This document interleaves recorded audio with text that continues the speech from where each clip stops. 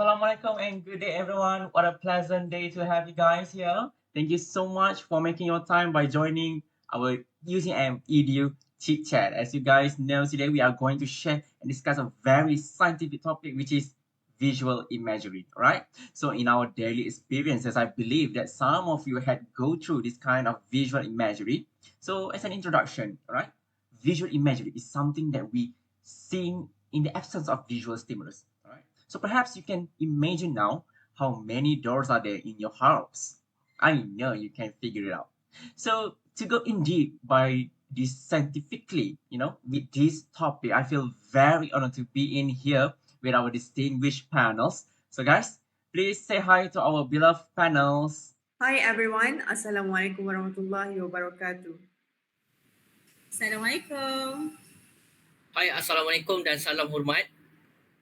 Hi, good day everyone. All right, everyone. Without further ado, let's start our chit chat today with the first question to Dr. Shakira.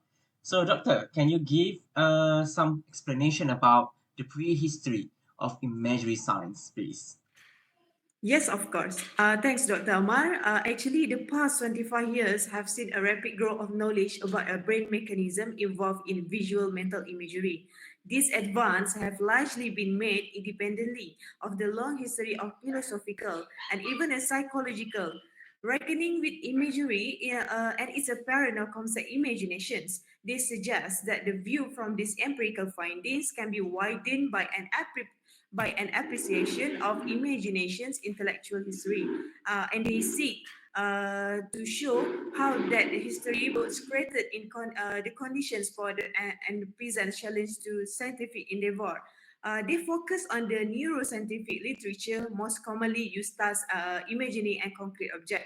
And after the sketching, what is known of the neurobiological mechanism involved, they examine the same basic act of imagining from the perspective of several key positions in the history of philosophy and psychology. By present positions that firstly contextualize and inform the neuroscientific account, and secondly post-conceptual and methodological challenge to the scientific analysis of imagery, they conclude by reflecting on the intellectual history of visualizations in the light of contemporary science and the extent to which such a science may resolve long-standing theoretical debates. Hope my introduction is clear. I'm passing to Dr. Amar back. Thanks. Thank you, Dr. Shaira, for your great explanation. So moving on to our second panels, Dr. Shafika. So, Doctor, between imagery and perception, do you think that both share any similar mechanism? Please, Doctor. Excellent question, Dr. Amar. So, although visual imagery is different from perception, they do share many similar properties. And today I will highlight two of them. First is that visual imagery is spatial, and second is that visual imagery is propositional.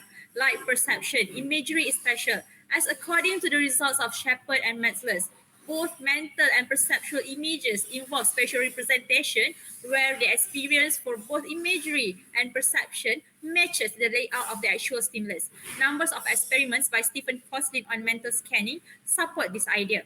However, it is also proposed in 1973 that visual imagery is propositional, which means it can be represented by abstract symbols such as equation or statement. It describes how and what is actually happening in the image. On another note, in comparing imagery and perception, we should examine the size in visual field and the interaction of imagery and perception. As an example, the relationship between viewing distance and ability to perceive details, we humans are able to not only distinguish small objects from larger objects as we see it, but also imagine different sizes in our mind. We also have the capability to detect details on a larger objects faster and quicker. Finally, perception and imagery also interact with one another. This is because if imagery affects perception or perception affects imagery, in what I understand, this means that both of them have access to the same mechanism. So that's it, Dr. Amar, from me. Thank you, Dr. Shafika, for your sharing. So moving on to our next question is for Dr. Aiman.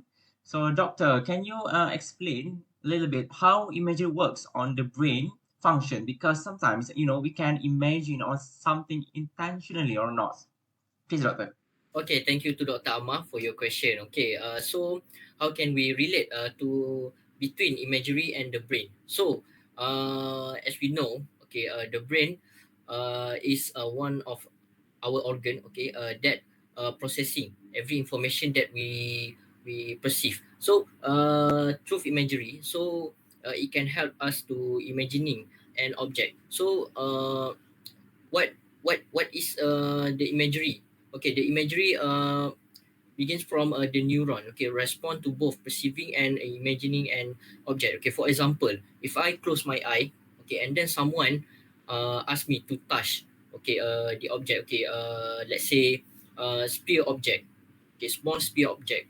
So whenever I touch that object, so I will imagining, okay, maybe I touch a golf ball, okay, a baseball, or what other a tennis ball. So many item that I imagining from came out from my head. So that's the imagery and the brain that we can relate. Okay, hope I answered that question. Okay, thank you. Thank you, Dr. Aiman, for your sharing. And with our last panels, guys, Dr. Moose. So, Doctor, for your question, can we improve memory by using imagery? If it's possible, how can we do so? Please, Doctor. Thank you, Dr. Ama. It is a very interesting question, actually. When you ask me how we can use image to improve our memory. Okay. In using image to improve our memory, there will be two methods where we will placing an image at a location and associating image with words. We will use two kind of methods where we will use method of loci and packworks technique. Okay, first, the method of loci. Loci is actually a word that being taken from the word of location, where we will try to visualize the item by placing an image to remind you of something. As an example, if you wanted to go for a shopping, for a grocery shop, you will have a list of items with you, right? So from the list, automatically you will start to visualize and imagine the item that you have on the list, and then you will start imagine. Example, there is an apple on the list. You will start to imagine apple on the street. You will start to imagine the onion on the aisles of the stores, and some kind of like that. Or if you have what we call appointment with the dentist, when you saw there is an image of a teeth, or when you look at the mirror you saw your teeth, you will automatically remember in regards of your appointment. And then, while for the packwork techniques, it is much more associated with the numbers. We will use an image, or we will use a numbers to actually, we will use an image or words to replace the numbers. As an example, we will use one bun, two shoes, three tree, four door. Or example, when we were young, in primary or secondary school, normally our teacher will ask us to create a formula. They will ask us to actually try to remember the color of a rainbow, and then it is somehow we tend to actually mistakenly remember the arrangement of the rainbow. But when we actually replace the colors with a word, automatically we can start to actually remember. Example, in Malay, we will use example, mat jenin ke hutan untuk membeli ikan udang. So it will replace M for merah, red, J for jingga, orange. It is something like that. Means we will use a vivid image of things to remember with the object represented by the words that we use. Thank you, Dr. Ama. Okay, thank you, Dr. Moose, for your great sharing. So, guys, with that, then I am pleased to announce that our session today had ended.